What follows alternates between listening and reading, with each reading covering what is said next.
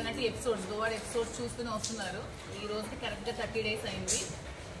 మీకు నేను ఇదివరకే ముందే చెప్పాను, 2 years నుంచి శ్రీని గారికి ఆమె ఇంటి నుంచి గెంటేసినప్పటి నుంచి శ్రీనివాస్ గారు బయట ఉన్నప్పుడు శ్రీనివాస్ గారికి నేను దప్పదప్పాలుగా ఈ హౌస్ ఇప్పుడు ఇక్కడ ఏదైతే ఉన్నానో ఇల్లు కట్టుకోవడానికి నేను ఒక 2 crores వరకు అమౌంట్ అతనికి అప్పుగా ఇవ్వడం జరిగింది.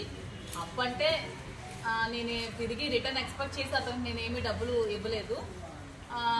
ఈ ఎలాగైనా కార్యాలయం నిలబెట్టుకోవాలి, మళ్ళీ శ్రీని గారు ఇక్కడే టెక్కల్లోనే ఉండాలి, మళ్ళీ వైసీపీ కార్యాలయం కూడా ఇక్కడ టెక్కల్లోనే ఉండాలనే ఉద్దేశంతో ఈ అమౌంట్ అతనికి ఇవ్వడం జరిగి ఈ ఇల్లు మళ్ళీ కన్స్ట్రక్షన్ చేసుకోవడం జరిగింది. ఇక్కడే కార్యక్రమాలను చేయడం కూడా జరిగింది. కానీ ఒక 1 month బ్యాక్, ఈ 2 yearsలో ఎప్పుడూ లేనిది 1 month బ్యాక్ వాణి వచ్చి తన ఒక 100 మంది మనుషులతో వచ్చి ట్రెస్ పాస్ చేసి ఇళ్ళది విరగొట్టి, డోర్స్ విరగొట్టి, గోడలు పగలగొట్టి ట్రెస్ పాస్ చేసి లోపలికి వచ్చింది. లోపలికి వచ్చి ఈ హౌస్ కూడా ఆక్యుపై చేసుకోవడానికి ట్రై చేసి కోర్టులు కూడా ఆశ్రయించింది. నేను కోర్టు వారి నిర్ణయానికి ఎప్పుడు కూడా గౌరవిస్తాను, నేను కోర్టుకి నేను ఎప్పుడు ఎగ్నెస్ట్ కాదు. ఇది కూడా ఆక్యుపై చేసుకోవాలని చూసినప్పుడు శ్రీని గారిని నేను కలిసి, శ్రీని గారు ఇంకేం పరిస్థితి, ఇది కూడా ఆక్యుపై చేసుకుంటే ఎలాగా, మీకోసం కదా, మీ మీద అభిమానంతో ఈ పార్టీ కార్యాలయం మళ్ళీ నిలబెట్టాలని కదా మీకు డబ్బులు ఇచ్చాను, ఏంటి పరిస్థితి అంటే, నువ్వు దానికోసం ఎక్కువ ఆలోచించాల్సిన అవసరం లేదు, నాకు ఎప్పుడు ఒకలా డబ్బులు ఉంచుకునే ఆలోచన మనిషిని నేను కాదు, ఈ హౌస్ని నీ పేరు మీద రిజిస్ట్రేషన్ చేస్తానని చెప్పి 6వ తారీఖు మార్నింగ్ పలాస రిజిస్టర్ ఆఫీస్లో నా పేరు మీద ఈ ప్రాపర్టీ రిజిస్ట్రేషన్ చేయడం జరిగింది. సో మీ పత్రికా ముఖంగా నేనేం చెప్తున్నానంటే, ఈ ప్రాపర్టీ కంప్లీట్గా నాది, లీగల్గా ఈ ప్రాపర్టీ కంప్లీట్గా నాది. సో ఈ ప్రాపర్టీకి వాణి కానీ దానికి సంబంధించిన వ్యక్తులు కానీ అనుచరులు కానీ ఎవ్వరు కూడా రావడానికి ఎటువంటి రైట్ లేదు. ఆమె భర్తతో ఏవైనా విభేదాలు ఉన్నా, ఏవైనా లీగల్ ప్రాబ్లమ్స్ ఉన్నా ఆమె లీగల్గా తెచ్చుకోవాలి తప్పితే ఇలా ట్రెస్ పాస్ చేసి 100 మంది తీసుకొచ్చి, నిన్న కూడా మీరు అందరూ చూశారు, నేను ఒక్కదాన్నే ఉన్నాను ఇంట్లో, నిచ్చెన పెట్టి పైకెక్కి నన్ను చంపడానికి ప్రయత్నించారు, పవర్ కట్ చేశారు, వాటర్ లేదు, నిన్నంతా పవర్ లేక వాటర్ లేక చాలా సఫర్ అయ్యాను. పోలీస్ వాళ్ళు చాలా సపోర్ట్ చేశారు, నేను కాదనట్లేదు. ప్రభుత్వం కూడా నాకు అండగా నిల్చోవాలి ఈ విషయంలో, ఎందుకంటే ఇది నేను డబ్బులు ఇచ్చి కొనుక్కున్న ప్రాపర్టీ కాబట్టి. ఇక్కడికి అలాంటి ఇంకా ట్రెస్ పాస్ ఇంకొకటి జరగకున్నా, ఆవిడ మళ్ళీ ఇక్కడికి రాకున్నా, నన్ను ఇబ్బంది పట్టకున్నా, మీరు మీ మీడియా వాళ్ళు, పోలీస్ వారు, ప్రభుత్వం అందరు నన్ను ఆదుకోవాలని, నాకు అండగా నిలబడాలని కోరుకుంటున్నాను. నిన్న ఎవరు అడిగారు శ్రీని గారు ఇది ఇష్టపూర్వకంగా చేశారా ఏంటా అని, దానికి సంబంధించి శ్రీని గారికి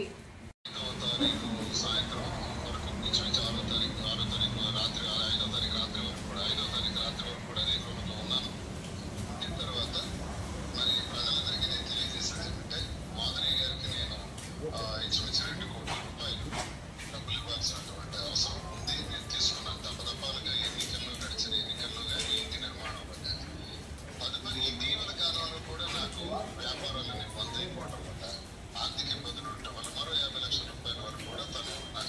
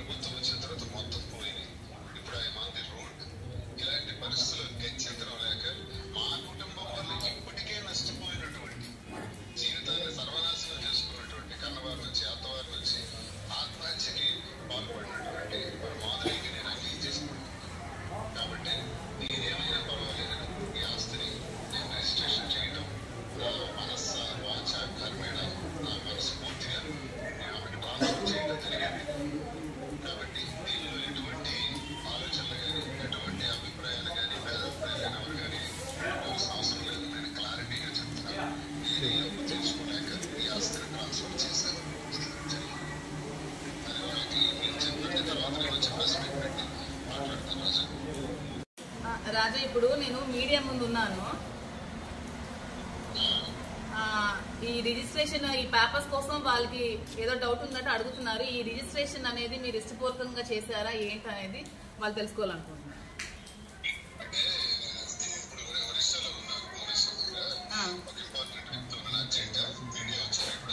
అవును అవును రాజా, మీడియా వచ్చారు. అర్జెంట్.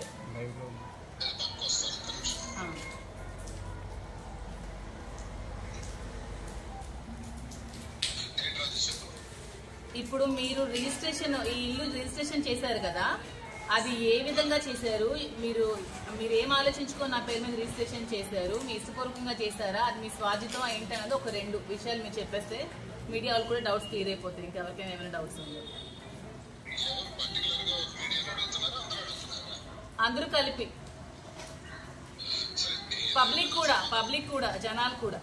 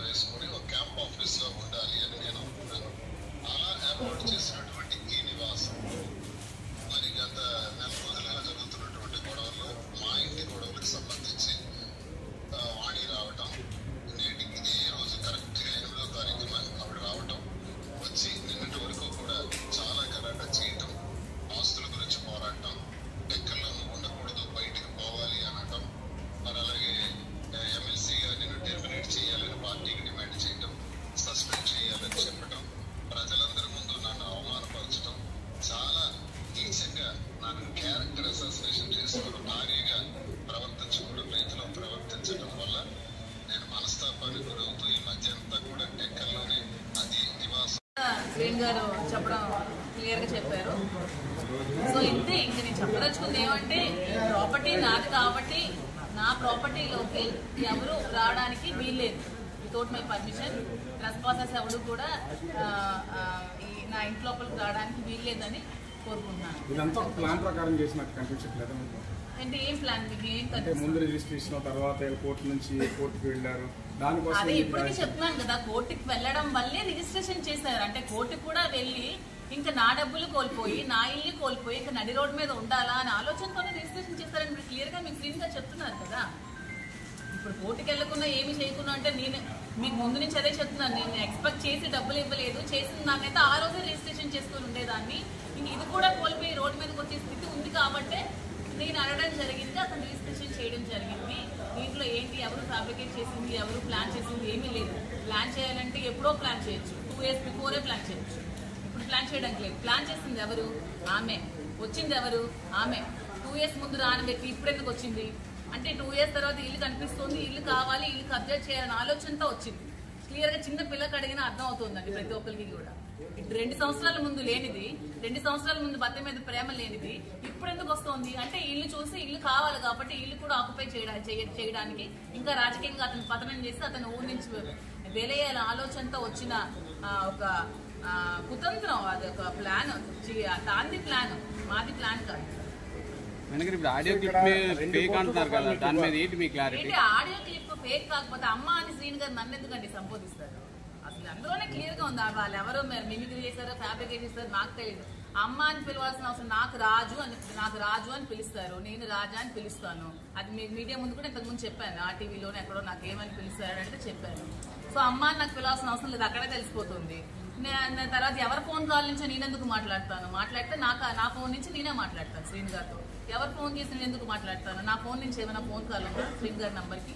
అది ఎవరి కాల్ నుంచి వెళ్ళిందో ఎవరు వెళ్ళిందో నాకైతే తెలియదు. ఆ తర్వాత యాక్సిడెంట్ టైంలో బంగారం ఉంది అది ఉందని నేనెందుకు మాట్లాడతాను? అదంతా ఒక ప్లాన్ చేశారు కాబట్టి ఇట్ టేక్స్ 25 days టైం. ఆ యాక్సిడెంట్ నుంచి 25 రోజుల టైం ఎందుకు తీసుకుంది? వాయిస్ రిలీజ్ చేయాలంటే యాక్సిడెంట్ రోజే కదా రిలీజ్ చేయాలి. నిజంగా ఆ వాయిస్ నిజమై ఉంటే మరి నేను ఆత్మహత్య చేసుకున్నానని చెప్పి ఆ కేసు ఎందుకు ఫైల్ అవ్వలేదు? నా సూసైడ్ చేసుకోవడానికి ఆమె కాదమని మేము ప్లాన్ చేసుకుంటే మరి నా సూసైడ్ చేసుకోవడానికి రీజన్ అయిన వాని మీద ఎందుకు ఇంతవరకు కేసు మేము ఎందుకు ఫైల్ చేయలేదు, పోలీసులు ఎందుకు ఫైల్ చేయలేదు? If it is true case file అవ్వాలి కదా ఆమె మీద. నా ఆత్మహత్య ప్రేరేపించింది ఆమె కాబట్టి, నా ఆత్మహత్య కారణం ఆమె కాబట్టి చెయ్యాలి. ఆమె అది ప్లాన్ చేసి ఆ ఆడియో రెడీ చేసుకుంది అంటే అది కూడా ఒక బాగుంటుంది కదా, ఈ టైంలో రిలీజ్ చేస్తే ఆవిడకి సింపతి మాకు ఎగ్నెస్ట్ గా ఉంటుందని ప్లాన్ చేసిన అది ఒక ఫ్యాబ్రికేటెడ్ వాయిస్ అండి. క్లియర్ గా ఉంది, ఎవరైనా అర్థం అవుతుంది. అసలు నా చూసారా, చేసిన వాళ్ళు కూడా సరిగ్గా చేయలేకపోయారు. బట్ అట్లా నెక్స్ట్ టైం ఎవరు చేస్తారో వాళ్ళకి కొంచెం బాగా చేసి ట్రై చేయమని. మేడం గారు ఇప్పుడు నిన్న మీరు చెప్పారు దువ్వాడ వాణి గారు విడాకులు ఇస్తే దువ్వాడ శ్రీనివాస గారిని పెళ్లి చేసుకోవడానికి నేను సిద్ధం అని. వాళ్ళు ఇద్దరు విడిపోవడానికి గల రీజన్లు చాలా ఉన్నాయి, కానీ మీరు మీ భర్తతో విడిపోవడానికి ఏదైనా రీజన్ ఉందా? నా భర్తతో విడిపోవడానికి రీజన్ అంటే మాకు కొన్ని ప్రాబ్లమ్స్ ఉన్నాయి, మా ఇద్దరి మధ్యలో కొన్ని రీజన్స్ కొన్ని ప్రాబ్లమ్స్ ఉండడం వల్లే మేము కొద్ది రోజులుగా దూరంగా ఉండడం జరిగింది. ఆ ప్రాబ్లమ్స్ ఏవనేవి మా వైఫ్ అండ్ హస్బెండ్ అండర్స్టాండింగ్ మధ్యలో ఉంటుంది. మేము మ్యూచువల్ కన్సర్న్ తో విడిపోతాము. విడిపోయి నేను శ్రీని గారు ప్రెసెంట్ లివింగ్ టుగెదర్ లోనే ఉన్నాము, కలిసే ఉంటాము.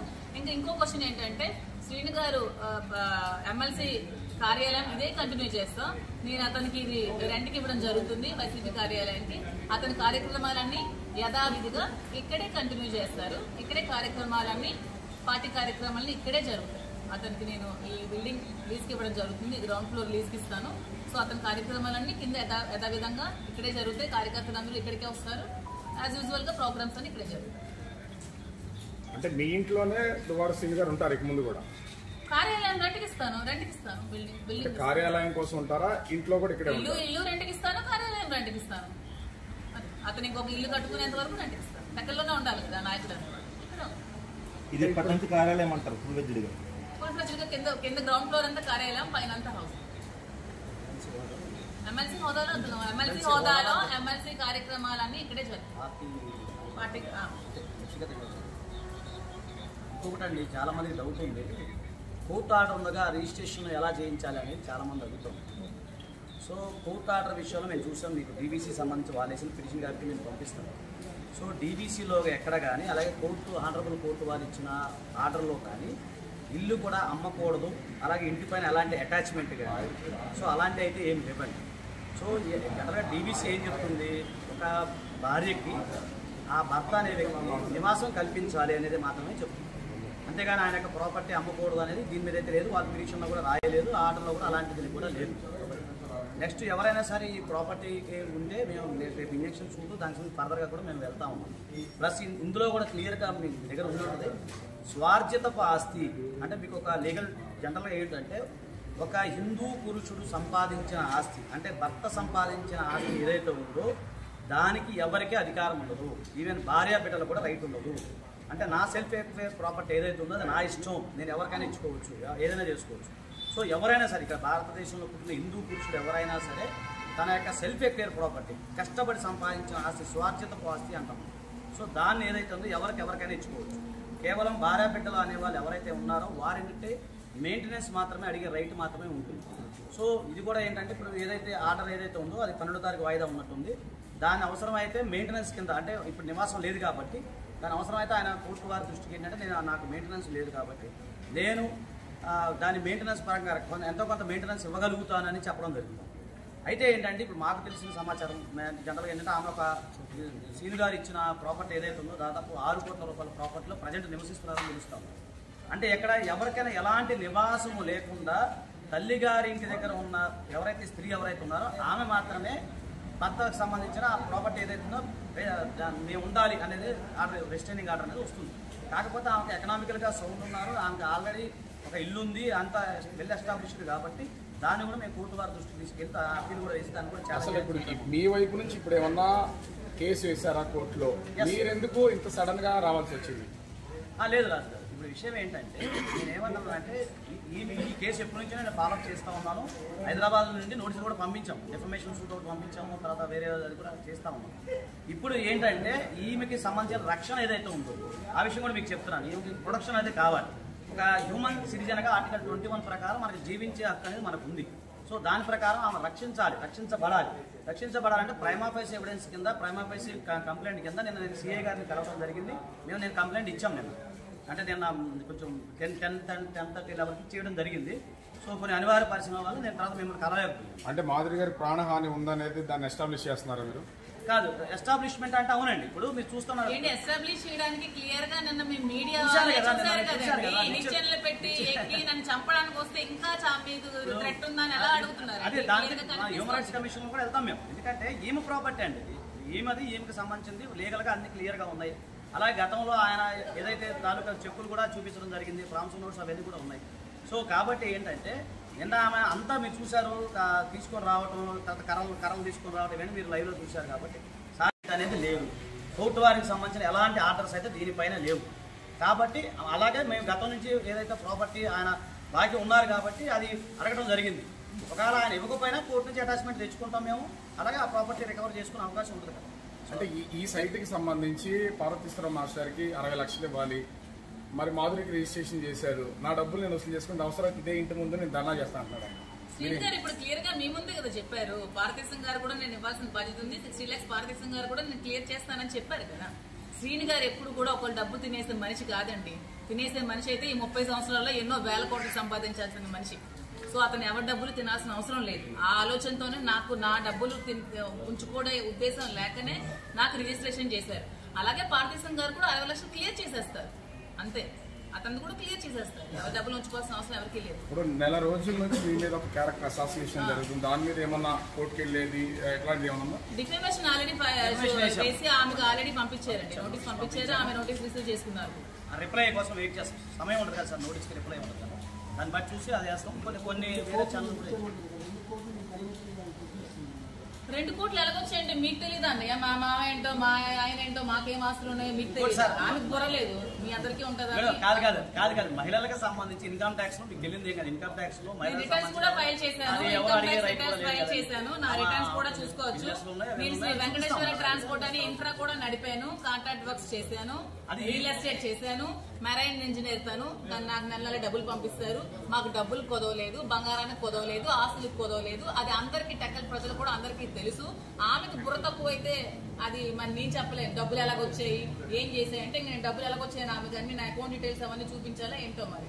ఒకటే మీరు అన్నట్టుగానమ్మా, ఇప్పుడు ప్రాపర్టీ ఏదైతే 2CR ఏదైతే ఉందో దఫాలుగా ఇచ్చారు కానీ ఒకేసారి ఇవ్వలేదు కదా సార్.